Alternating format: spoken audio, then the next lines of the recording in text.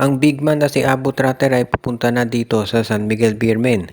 Magkakasundo na raw itong San Miguel at Blackwater dito sa trade kung saan si Tratter ay dadalhin sa San Miguel kapalit nitong si Chris Miller ng SMB.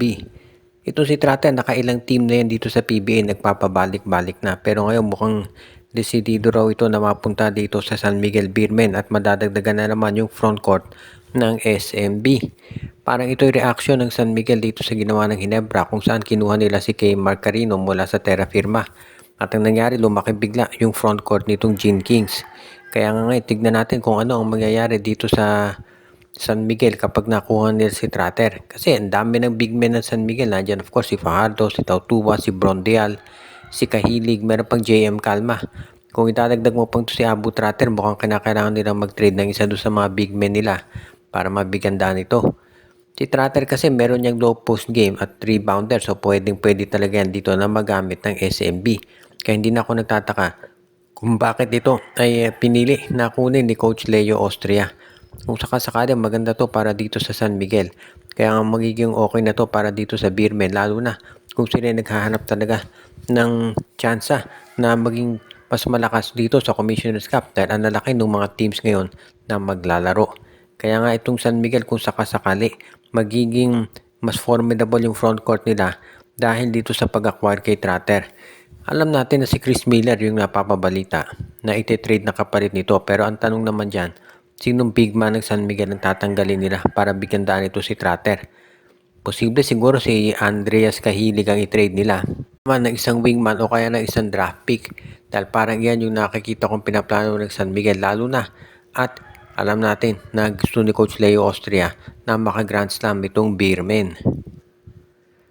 Ang Converge Fiber Excess nga ba ay gustong ma-acquire itong si Stephen Holt mula sa Barangay Ginebra. Alam natin itong Converge, ang dami ng mga trades na ginawa at itong Ginebra hindi nagpahuli, gumawa din ng trade. Ngayon, itong si Stephen Holt, marami nagsasabi na magaling tong player pero parang hindi na akma dito sa Ginebra. Lalo na doon sa series din na kontra sa San Miguel kung saan hindi ito masyadong naging consistent. Pero pwede na raw ito dito sa Converge Fiber Excess dahil kinakailangan lamang niya dyan na maging ball handler.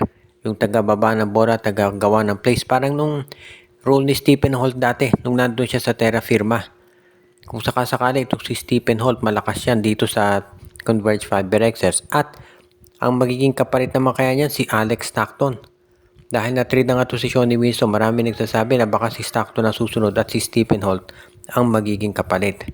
Magiging maganda to para sa dalawang teams at balance naman yung trade na yan. Hindi natin masasabi na papabor to dito sa isa at to sa kanino pa. Ibig sabihin talagang magiging maganda to para sa dalawa at balance yan. Kaya nga itong pagkuha ng Ginebra kay Alex Stockton at ng Converge kay Stephen Holt, sigurado ko mabilis siyang maaprobahan ng liga dahil talaga namang ito ay patas para sa dalawang koponan. So ito na lang talaga yung masasabi natin na magiging maganda para dito sa dalawang nabanggit na teams. Kaya nga kung sakasakali, itong si Stephen Holt, madali yan makakapag-adjust dito sa Converge Fiber Excess dahil marami siyang mga magagaling na players na makakasama dyan. Kabilang na itong papunta na dyan na si Mikey Williams, si Calvin Abueva at syempre yung sila Juan Gomez de Leano. Naman ng Barangay Ginebra, itong si Alex Stockton, yan yung magdadagdag ng scoring dito sa kanilang guard lineup para naman hindi na sila magkaroon ng masyadong reliance dito kay Scottie Thompson na lamang. Kung nandiyan si Alex Stockton, may dagdag ng magagamit itong si Coach Tim Cone. Ang TNT Tropang 5G daw ngayon ay baka makuha si Justin Chua. Ang nabanggit na free agent ay nagta-try out doon sa camp o yung training sessions na ginagawa ngayon nitong TNT. Ang TNT kasi nagko-conduct ngayon ng 4-day training camp para ito si Bolbol malagay na sa kondisyon kasi sabi nga nila parang out of shape pa raw ito. At meron silang mga in-invite ng mga players na mag-try out doon. Kabilang nga itong si Justin Chua. Si Justin Chua, marami ng team siya na paglaruan sa PBA at sa kasalukuyan ito'y unrestricted free agent. Kung mapupunta to dito sa block sa TNT, magkakaroon ng dagdag na big man itong si Coach Chot Reyes. At alam naman natin na kahit hindi mabigyan ng playing time si Chua ngayong Commissioner's Cup, sa Governor's Cup at most importantly sa Philippine Cup, doon magkaka-playing time itong si Justin Chua. Kaya nga yan talaga yung magagamit ng mabuti nitong si Coach Chot Reyes. Kung sakasakali na makapaglaro ito si Justin Chua dito sa TNT, magiging asset yan sa Philippine Cup. Doon natin makikita yung value nito. At yan, alam naman talaga ni Justin Chua. Sa tingin ko gagawin dito, baka short-term contract ang ibigay nila. Tignan natin kung anong mako-contribute ng nabanggit na player. Si Henry Galinato, napagaling ni Coach Chot Reyes doon sa kanyang roster. Nakita ngayon natin. Regular fixture na to sa rotation, so hindi malayong mangyari yan dito kay Justin Chua.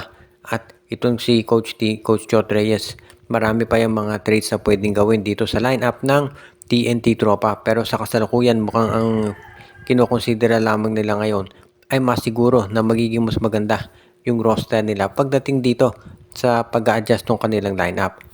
Ngayon, kung ikaw naman itong TNT, alam natin ang focus nila mas sigurong in-game shape na si Bol pag umpisa ng Commissioner's Cup. Pero yung pag-acquire ng mga free agents, hindi yan nawawala sa kanilang isipan, lalo na't kinakailangan nila na magdagdag pa ng mga players para magamit. Meron ng import ang Titan Ultra.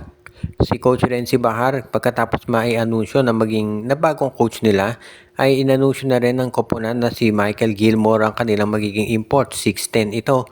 At ayon dito sa team owner ng Titan Ultra, very confident sila na malaki maitulong ng nasabing player doon sa kanilang lineup. At inamin din ng Titan Ultra na ongoing yung kanilang negotiations dito kay Greg Slaughter. Yan ang importante. Kung sakaling matuloy itong negotiations at magkasundo si Slaughter at itong Titan Ultra, magkakaroon ng Twin Towers itong Titan Ultra ngayon na talagang magiging malakas yung kanilang lineup. Makikita talaga natin dito na magiging isa na sila doon sa mga teams na pwede talagang magkaroon ng legitimate chance na manalo dito sa Philippine Cup or at the very least makaabot man lang doon sa playoffs. Kasi kapag nakakaroon ng Greg Slaughter, itong Titan Ultra, may Twin Towers na sila, si Gilmore at itong si Slaughter. Siyempre si Slaughter magiging eager yan na patunayan sa lahat na siya ay kaya pa niya na maglaro dito sa PBA. Kaya nga, kung sakasakaling makuha nila itong si Greg Slaughter, abay okay na yan para dito sa kanilang roster. Ngayon, itong si Greg Slaughter, 7-footer yan. So talagang yan ang dahilan kung ba't siya kinuha nitong Titan Ultra. Sa tingin ko, ang balita, pumayag na raw si Slaughter na bawasan yung kanyang salary demands para lamang makapaglaro dito sa PBA kung sakasakali. At pwede namang ang gawin ng Titan Ultra, bigyan ng bonus si Slaughter pag maganda yung pinakita niya. So magiging incentive para kay Greg na gandahan yung kanyang laro. At syempre bukod doon sa salary, gusto ni Greg pakita sa lahat na deserving pa rin siya na maglaro sa PBA. At yan naman talaga sa tingin ko yung mangyayari. At kapag nakabalik na si Greg Slaughter, maganda yan doon sa liga. Lalo na ngayon at nakita natin na magiging mas okay ito para dito sa mas maraming players ngayon. At bago tayo magtapos ay batiin natin yung ating mga regular viewers na sila Anthony Alon, Michael D, Joshua Giray, Espejo at Rosales family, Katsakino Dukusin, si Jonel Alagon, si Michael D, si Dexter Domer, si Ireneo Salangsang, binabati din natin si Mon de Guzman, si Malyari Mascareñas, si Romeo Conchada, si Edwin Carmona Jr. at lahat